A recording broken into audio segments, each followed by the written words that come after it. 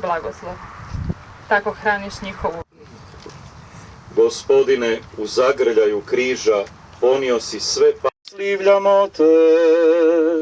Jer si svojim svetim križem svijet otkupio. Osnažen riječima slijedi me, grliš križ i ne pitaš. Sa svojom suprugom okupljaš obitelj i kroz sudjelovanje u sakramentima jačaš se u iskušenjima.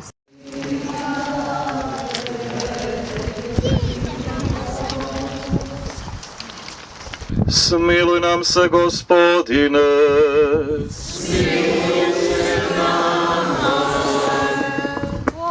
Okolikovu.